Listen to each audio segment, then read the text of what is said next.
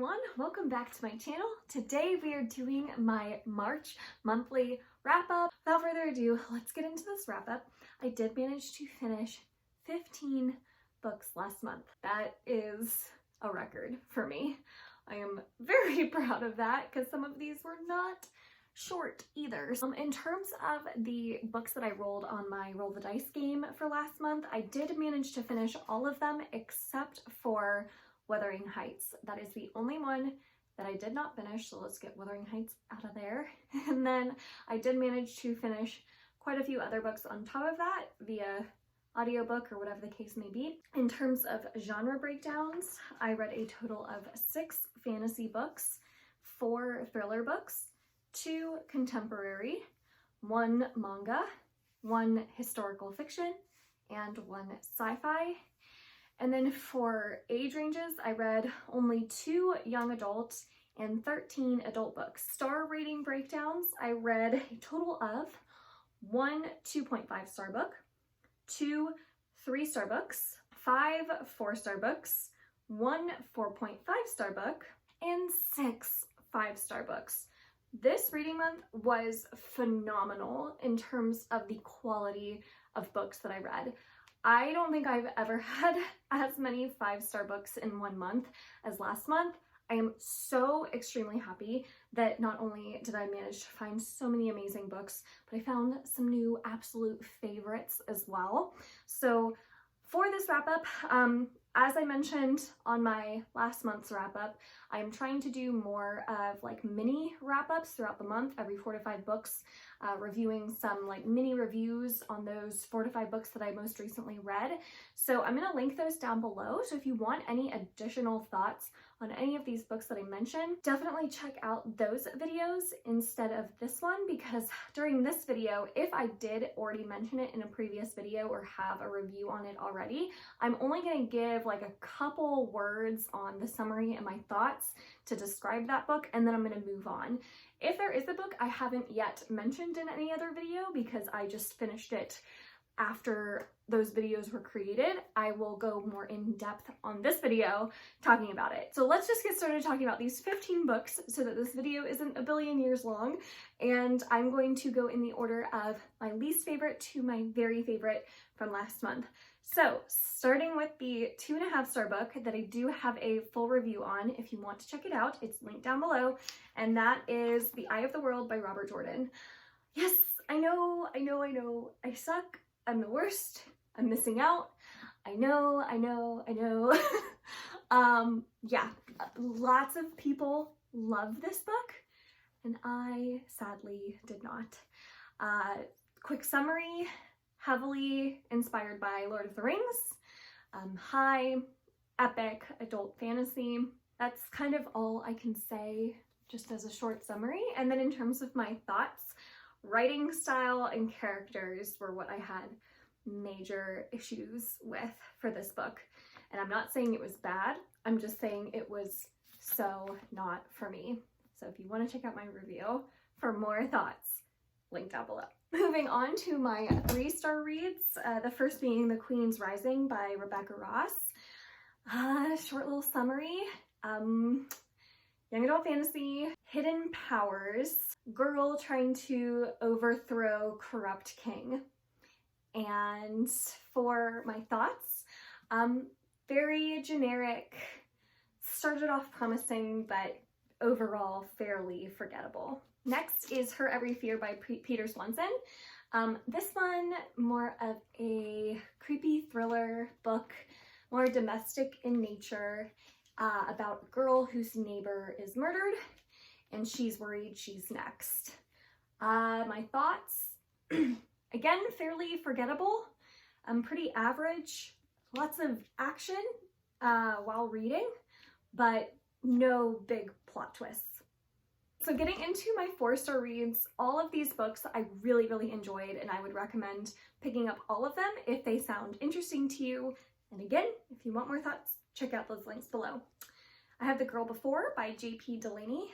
This one is a creepy, action-packed, edge-of-your-seat thriller about 2 different women who fall for the same traps. And my thoughts, loved the twist, loved the pacing, and enjoyed the characters. Then I have The Summer Children by Dot Hutchison. This one is the third in a series called the Collector series that follows these same FBI agents investigating different crimes.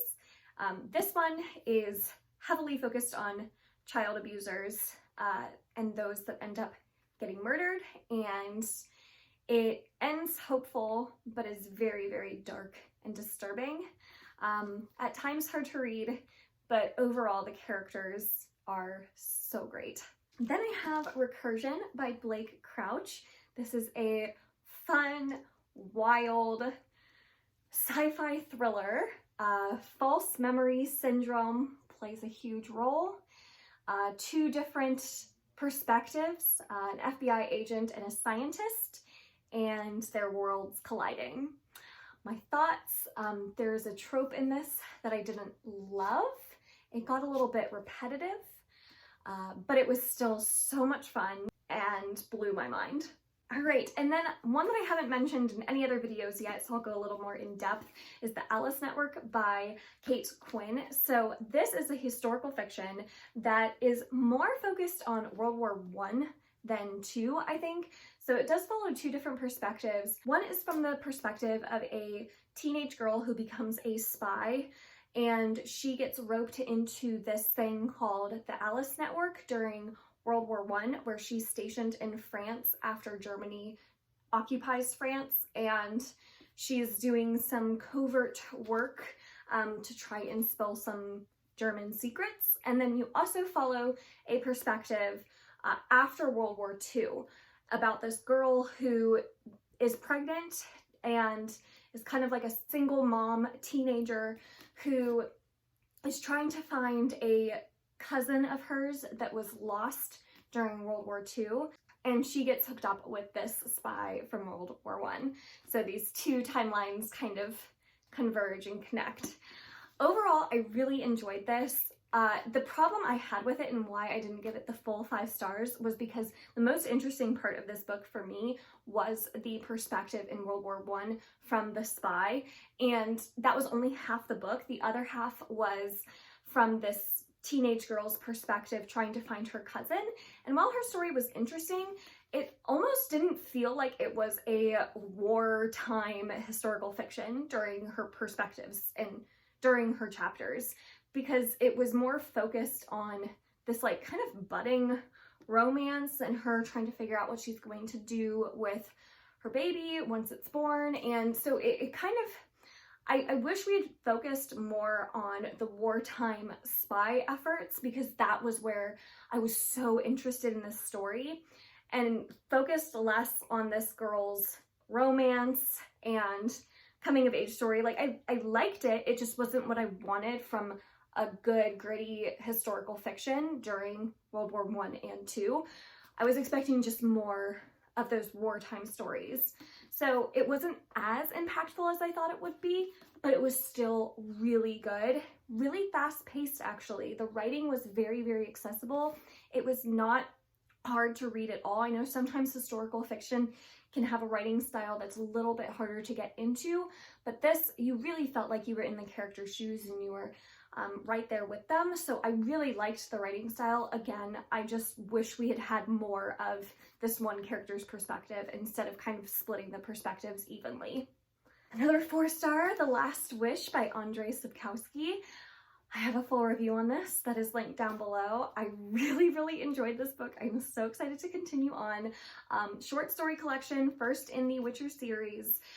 Very fairy tale inspired in nature, and just awesome characters, such an imaginative world, really fast-paced writing, which I wasn't expecting. So this is a great, great fantasy read if you're looking for something short and easy to get into. All right, moving on to that one 4.5-star book, and that is Crescent City by Sarah J. Maas, or House of Earth and Blood.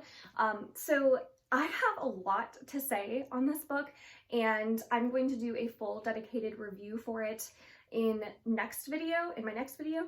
So I'm not going to go too into detail right now. I will say the beginning, like everyone else who has reviewed this book, the beginning of this book is not good. It's like unacceptable, actually, if you think about it, how much exposition and info dumping there is. Yeah, I can totally see why people are like, no, you have to read past like 100, 200 pages to really get into it, because that beginning, wow, that was bad. But then the ending was so unbelievably strong. I have so many thoughts. I'm definitely going to do a full review for this. So overall, I really, really enjoyed it. It was not perfect, but I really, really had fun with it. Okay, the next book I have not talked about on any videos yet, so again, I will go more in depth, and that is Behind Closed Doors by B.A. Paris. Wow, I loved this book. I gave this 5 stars, so this is starting now my 5-star books. Oh my goodness, this was so creepy and scary and just had me on the edge of my seat. I don't want to say anything about it because I feel like you should just go into this as blind as you possibly can.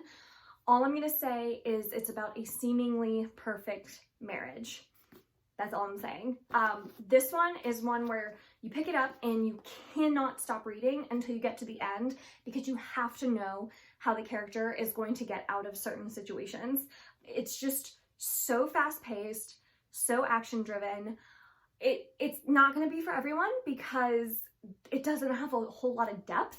Like, there's not a lot this book is trying to say or do. It's just so much fun. It's so, like, bingeable. So if you just need something to, like, get you out of a slump, or something that you just want to get through really quick and be totally invested in, Lord, this book is so good. I highly recommend you check it out if you're looking for a creepy, really creepy domestic thriller. I want to spoil this, but I don't want to, because I want you to read it. So I'm not going to spoil anything, but like, I love it. Next book I have is Us Against You, which is the sequel to Beartown, which was one of my favorite books from last year. This one, just as strong as Beartown. The characters are just unbelievable. It really doesn't have much of a plot. It's not very plot driven, but my goodness, you just fall in love with these characters. The writing style is so easy to just get totally immersed in. I love these books. It makes me want to read all the Frederick Bachman in the world. Next I have Sailor Moon. Do I need to say anything? This is so nostalgic. If you loved Sailor Moon as a kid, please pick up the manga, because it's just so much fun. Truly, this is like my guilty pleasure. It's not even, I don't even feel guilty reading these. This is amazing. This is quality stuff right here. All right, the next book I have is The Two Towers by J.R.R. Tolkien. I've already mentioned this in another video. I love this. I love Lord of the Rings. I love Sam. I love Frodo. I love Gandalf. I love Legolas. I love Gimli, Aragorn. I just love everything about this. So 5 stars. I mean, easy 5 stars. Next book I have is Evie Drake Starts Over by Linda Holmes. So cute, so witty. I love just a good, sweet, fluffy, contemporary romance that also like puts an emphasis on finding happiness within yourself and not relying on someone else to bring you that happiness. I love that message. I think this did the romance in it so well. It was so cute. And the writing was just so fun and witty and sarcastic, and I loved it. And my favorite book of the month was The Girl in the Tower by Catherine Arden, which is shocking to me because I liked The Bear and the Nightingale, don't get me wrong, but it wasn't a favorite or anything. But this book raises the stakes so high, it just expands on every character so much, and Vasya is the best. I love Vasya so much as a character. She's probably going to go down as one of my favorite literary characters of all time. She's so awesome, and I love the little romance going on in this. I just love everything about it. I'm so excited to finish off this trilogy. So those were all the books that I read in the month of March.